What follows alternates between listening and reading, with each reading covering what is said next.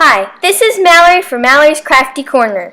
Today we are making a clay charm cupcake.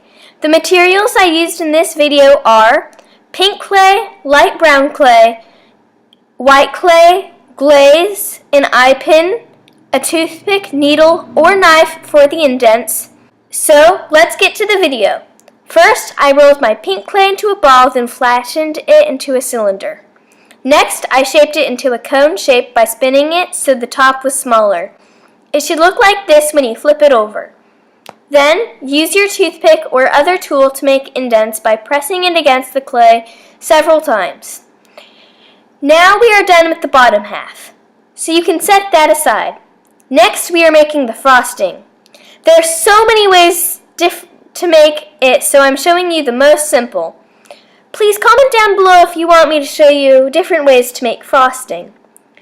What I did is roll the clay into a thin snake. Then I kept rolling it so it got thinner and thinner. Then, starting at the thicker side, I swirled it up. You can set that aside.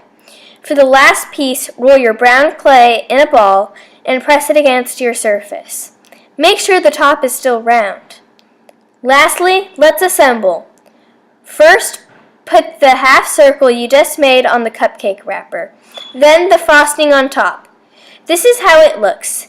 Insert the eye pin. Time to bake. I put my charm in the oven for 20 minutes at 250 degrees Fahrenheit, depending on my clay's baking instructions.